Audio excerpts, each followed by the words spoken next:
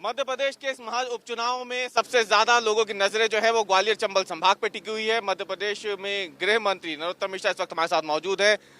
ये पूरा चुनाव प्रचार जो हम देखा जाए, एक तरीके से आपको लगता है कि ये पूरा क्षेत्र आपके कंधों पे बना रहा, आप यहाँ लगातार दौरे करते रहे, लगातार सभाएं करते रहे, क्या फीडबैक आपको मिल रहा है? क्योंकि जब ग्वालियर चंबल का नाम आता है, भांडेर, दतिया, ग्वालियर, इन तमाम जगहों का नाम आता है तो नरोत्तम मिश्रा का नाम पहले आता है। नहीं, मेरे कंधे पे बिल्कुल नहीं है।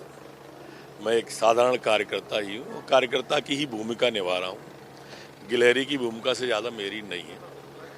ये सब माननीय मुख्यमंत्री शिवराज सिंह जी, सिंधिया जी, ये लगातार मेहनत कर रहे हैं और उन्हीं के कंधों पे है। कहा जाता है नरोत्तम मिश्रा को संकट मोचक, खुद सीएम मान चुके हैं इस बात को कि जब जब सरकार संकट में रही आप सामने आए, लेकिन ये इस उपचुनाव में भी एक तरीके से देखा जाए तो बड़ा संकट ये है कि जिन लोगों को आपने टिकट दिया है वो एक दूसरी पार्टी से आए हैं। भीतरघात का खतरा जो है, इस संकट से कैसे उभरेंगे? भारतीय जनता पार्टी में भीतरघात कभी होती ही नहीं है, इसलिए भीतरघात नहीं, पूरी पार्टी मुट्ठी की तरह कस के एक साथ लगी हुई है बीडी शर्मा के नेतृत्व में। लेकिन आपको क्या लगता है कि ये जो पूरा उपचुनाव निकला है, मुद्दों से कहीं ज्यादा बातें जो हुई है वो अलग अलग बयानों को लेके हुई है, जनता का ध्यान भटकाने की कोशिश हुई है, ऐसा आपको लगता है? कांग्रेस के पास में मुद्दा है नहीं कोई। 15 महीने में उनने कुछ किया नहीं, अगर करते तो बताते।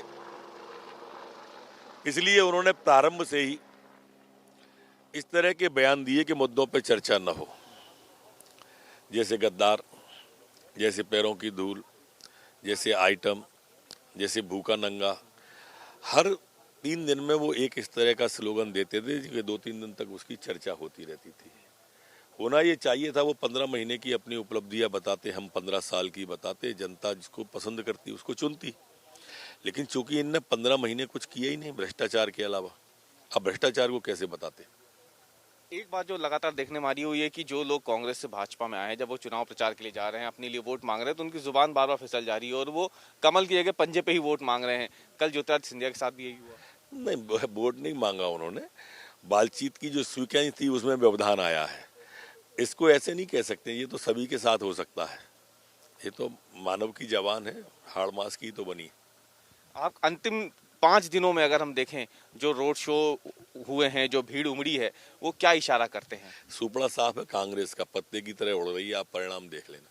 वो कह रहे हैं, लेकिन सोशल मीडिया पे बाकायदा कमलनाथ को भावी मुख्यमंत्री बताया जा रहा है, कांग्रेस के सोशल मीडिया जो अकाउंट्स हैं उसमें 28 में से 29 सीटें जीतने को चाहिए उनको।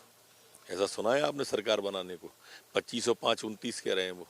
ऐसा सुना है आपने 2505 29 होते हैं? ये काल्पनिक बातें हैं। ऐसी बातें तो पहले करते थे कि सरकार 5 साल चलेगी, चली क्या? 7वां जन्म लेना पड़ेगा, लिया गया। सब ये काल्पनिक, पूरी की पूरी कांग्रेस कल्पनाओं के स्वर्ग में विचरण कर रही है। धरातल पे जब आएंगे तो पत्ते की तरह उड़ जाएंगे। एक आखिरी सवाल बस कि क्या जिस तरीके से हम देख रहे हैं कि पहले 22 विधायक आते हैं, उसके बाद 3 और विधायक कांग्रेस छोड़ के भाजपा में आ जाते हैं, अब कुछ दिन पहले दमोह के कांग्रेस विधायक जो हैं वो भी आ गए, क्या ये सिलसिला थामेगा या आपको लग रहा है चुनाव के बाद, नतीजों के बाद कुछ? का नेतृत्व अकर्मण्य और अक्षम है, उम्र हावी हो गई है। ये दोनों नेता जो दिग्विजय सिंह और कमलनाथ जी, इन पर इनके विधायकों का विश्वास नहीं रहा। ये सिलसिला कभी नहीं थमेगा। दिग्विजय सिंह तो कह रहे हैं कि वो आखिरी ओवर में ही बैटिंग करने उतरते हैं। किया, उतरे थे ना, इस बार भी सरकार बचाने को आखिरी ओवर में वही तो उतरे थे। गुड़गांव भी गए थे, बेंगलोर भी गए थे। जब मैंने कहा था कि आगे क्या होगा ये खुदा जाने, माचिस को भेजा है आग बुझाने। नरोत्तम मिश्रा अपनी जीत को लेकर आश्वस्त हैं यहाँ पे भाजपा की? निश्चित रूप से भारतीय जनता पार्टी 100% जीत रही है। कितनी सीटें देंगे आप? हम तो 28 ही कहेंगे, 27 कहेंगे तो आप पूछोगे कौन सी हारेंगे। बहुत से बात कर लेंगे। तो ये थे गृह मंत्री नरोत्तम मिश्रा, जिन्होंने आज तक से बात की।